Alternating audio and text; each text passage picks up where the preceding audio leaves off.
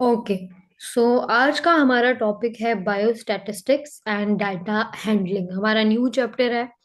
तो बायोस्टैटिस्टिक क्या होता है, डाटा हैंडलिंग क्या होता है, बायोलॉजी में इसका क्या यूज है, आज हम ये देखते हैं। ठीक है। सबसे पहले ठीक है। हमारे पास जो टर्म है वो है बायोस्टैटिस्टिक्स। ठीक है।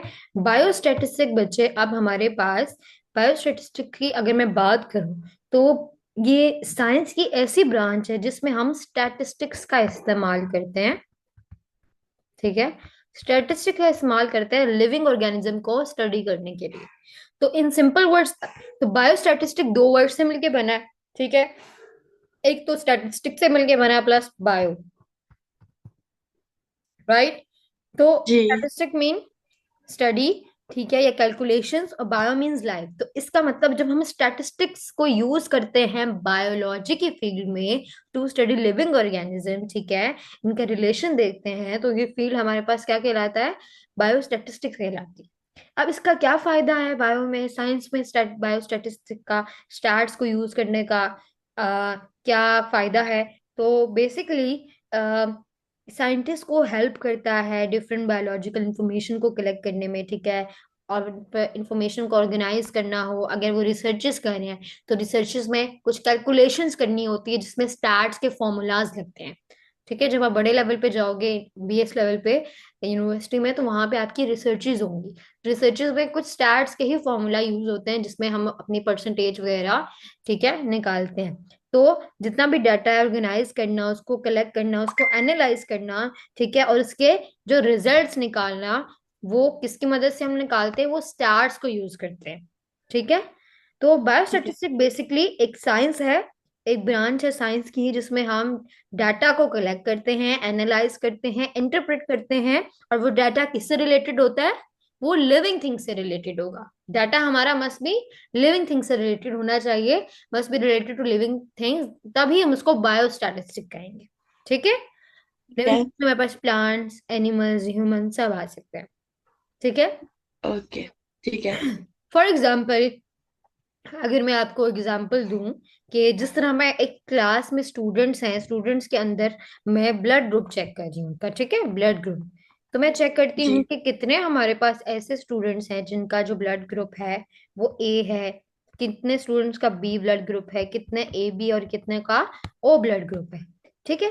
तो ठीक ये है। हमारे पास फिर जब मैं इनकी परसेंटेजेस वगैरह निकालूंगी, ठीक है, डिफरेंट फॉर्मूलाज यूज करूंगी, तो बायोस्टैटिस्टिक्स कहलाएगी। ठीक है, इसका इसमें यूज होगा। फिर अगर मैं ये स्टडी कर रही हूँ कि कितने प्लांट्स हैं, अगर मैं एक खास किस्म की फर्टिलाइजर यूज कर रही हूँ प्लांट को ग्रो करवाने के लिए, तो कितने प्लांट्स उससे टॉल ग्रो हो रहे हैं, तो मैं उनका डाटा लिखना चाहती हूँ, उसको अरेंज करना चाहती हूँ। या मैं ये देखना चाहती हूँ कि एक स्पेसिफिक मेडिसिन हमने बनाई है मार्केट में, ठीक है, तो उसका इफेक्ट चेक करने के लिए कि जब वो मेडिसिन हमने यूज की तो उस मेडिसिन से कितने परसेंट या कितनी रेशियो है पेशेंट्स की जो रिकवर हुई। तो ये जो डाटा है सारा, वो किस में हम करते हैं, बायो स्टैटिस्टिक्स में। Got it. इसमें। सो बेसिकली जी। बायोस्टैटिस्टिक एक एप्लीकेशन है स्टैटिक्स की, ठीक है, स्टैटिस्टिक्स की। और जिसमें हम प्रिंसिपल वगैरह ये सारा उसके यूज करते हैं, क्या करने के लिए, डाटा को रिप्रेजेंट करने के लिए। ठीक है। जी। रिसर्च की फील्ड में स्पेशल जो बायोलॉजी या मेडिसिन या हेल्थ साइंसेस की जो हमारे पास ब्रांचेस हैं उसमें। ठीक हो गया। तो ये हमारे पास जी। था बायो स्टैटिस्टिक्स। एनी प्रॉब्लम और नहीं। एनी कंफ्यूजन इन दिस, नहीं। क्लियर है। ओके। जी। नेक्स्ट हम मूव करते हैं डाटा। अब डाटा हमारे पास क्या होता है, देखो बच्चे, डाटा का मतलब होता है इंफॉर्मेशन। जी। अब डाटा का मतलब है कोई भी इंफॉर्मेशन या कोई भी फैक्ट जो हमने कलेक्ट किए स्टडी के लिए। ठीक है। तो उन ठीक है। इंफॉर्मेशन का सेट या फैक्ट्स का सेट जो होता है वो डाटा कहलाता है। अब डाटा नंबर्स की फॉर्म में भी हो सकता है। ठीक है। ठीक है।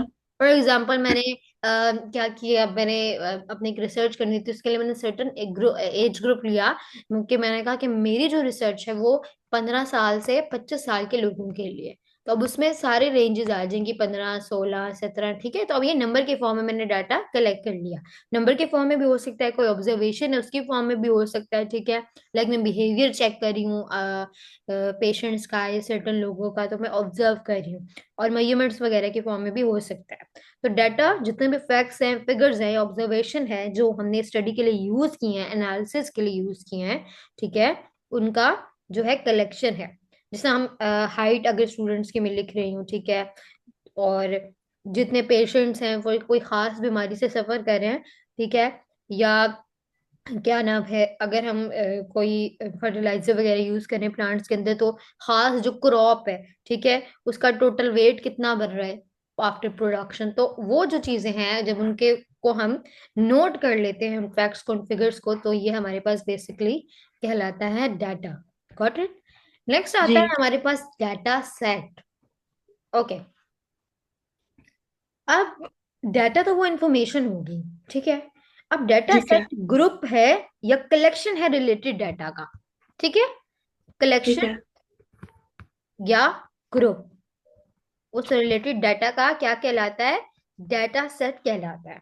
एक वैल्यू जो है ना वो डाटा है, लेकिन मैनी रिलेटेड वैल्यूज जब उनको हम एक साथ लिख देंगे वो क्या बन जाएगा? वो सेट बन जाएगा। फॉर एग्जाम्पल, अगर किसी खास जगह मैं कहती हूँ कि मुझे जो है उस स्टूडेंट की हाइट का डाटा लेना है। फॉर एग्जाम्पल मैं लिखती हूँ अली है, अहमद है, ठीक है, XYZ जो स्टूडेंट्स हैं उनकी इतनी इतनी हाइट है, 160 सेंटीमीटर है, 165, 170, ठीक है। तो अब ये जो हाइट सारी मैंने लिखी है ये एक डाटा सेट बना रही है। क्या बना रही है? Data data set. सेट। ये हाइट का डाटा सेट हो। तो डाटा सेट हमारे पास एक ऑर्गेनाइज कलेक्शन है रिलेटेड डाटा का, जिसको हम किस लिए यूज करते हैं? जिसको हम सिंपल अपनी एनालिसिस के लिए यूज करते हैं। So this is basically about data sets. Okay. जी। यहाँ तक कोई problem? So you can ask. नहीं, क्लियर है। ओके। सो नेक्स्ट हमारे पास है कंपोनेंट्स ऑफ बायोस्टैटिस्टिक स्टडीज, ठीक है। अब बायोस्टैटिस्टिक को, ओके, इसकी जब स्टडी की जाती है तो हमारे पास 5 मेन कंपोनेंट्स। सबसे पहला जो कंपोनेंट हमारे पास आइडेंटिफिकेशन ऑफ प्रॉब्लम, ठीक है। ठीक है। अब क्या है आइडेंटिफिकेशन ऑफ प्रॉब्लम में हमें क्या कहते हैं कि हमारे पास जिस प्रॉब्लम को हमने सॉल्व करना है, ठीक है, जी। उसको आइडेंटिफाई करें कि एक्चुअल प्रॉब्लम है क्या। ठीक हो गया। उस प्रॉब्लम जी। की को एनालाइज करें, उसको आइडेंटिफाई करें कि प्रॉब्लम हमारे पास है तो है क्या, ठीक है। या लाइक कोई भी हम खास रिसर्च वगैरह करें तो सबसे पहले प्रॉब्लम को आइडेंटिफाई करना होता है। सेकंड वन है कलेक्ट करना डाटा को, उसको एनालाइज करना, ठीक है। इसका क्या मतलब है? इंफॉर्मेशन को गैदर करना, इंफॉर्मेशन को इकट्ठा करना, ठीक है, केयरफुल और करेक्ट मैनर में, ठीक है। अब डाटा को हम कैसे कैसे कलेक्ट कर सकते हैं? अपनी ऑब्जर्वेशंस के थ्रू कर सकते हैं, डिफरेंट एक्सपेरिमेंट सर्वेस के थ्रू, ठीक है, टेस्ट के थ्रू। तो ये हमारे पास कलेक्शन हो जाएगी। फॉर एग्जाम्पल, हमें एक खास एरिया में इन्फेक्टेड पीपल का जो नंबर काउंट कर रहे हैं, एक वबा फैली है आउटब्रेक के बाद, तो हमारे पास क्या होगा? वो कलेक्शन आती है डाटा की। Got it. नेक्स्ट है जी।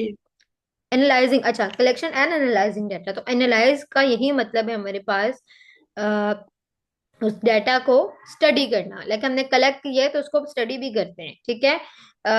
अपने टोटल्स को काउंट कर रहे हैं, उनके एवरेजेस निकाल रहे हैं हमारे पास, ठीक है, टेबल ग्राफ वगैरह बना रहे हैं, रिजल्ट्स को कंपेयर करना, तो अपने डाटा को एनालाइज करना होता है, ठीक है। Next, designing experiments. ओके। आप लिविंग ऑर्गेनिज्म की जो भी प्रॉब्लम है उसमें क्या होता है, एक प्रॉपर एक्सपेरिमेंट सेट किया जाता है, ठीक है। प्रॉपर जिसकी ड्यूरेशन होती है, रिक्वायरमेंट होता है। फॉर एग्जांपल, अगर मैं कोई एक्सपेरिमेंट की रिसर्च कर रही हूँ तो मैं अपनी स्टडी में बताऊंगी कि मेरी जो रिसर्च है वो 2025 से 2026 तक के लिए है, या इतने महीने या इतने सालों की रिसर्च, उसमें ड्यूरेशन वगैरह मुकर्रर कर लूंगी, ठीक है। तो एक प्रॉपर एक्सपेरिमेंट डिजाइन करना। फिर मेरी जो है रिसर्च है वो इतने एज ग्रुप के लोगों के लिए है, ठीक है, पाकिस्तान के इस एरिया के लोगों के लिए, ठीक है। तो ये आप ठीक मैं है। प्रॉपर अपना क्या कर रही हूँ, एक्सपेरिमेंट डिजाइन कर रही हूँ, ठीक है, उसमें डिफरेंट चीजें रिक्वायरमेंट्स के साथ। नेक्स्ट हमारे पास आता है इंटरप्रेटिंग रिजल्ट्स। इंटरप्रेट करना रिजल्ट को, इसका ये मतलब है कि जो हमारे पास डाटा है उसको एक्सप्लेन करना, ठीक है। ठीक है। सिंपल वर्ड्स में अगर आपको बताऊं कि हमारे, अगर मैं बताऊं कि मेरे जो रिजल्ट्स हैं वो क्या शो कर रहे हैं, क्या बता रहे हैं, और अगर जो मेरे रिजल्ट्स आए हैं उनकी कोई उनका कोई फायदा है, वो यूजफुल है कि नहीं, ठीक है, इनसे हम क्या कंक्लूजन निकाल सकते हैं।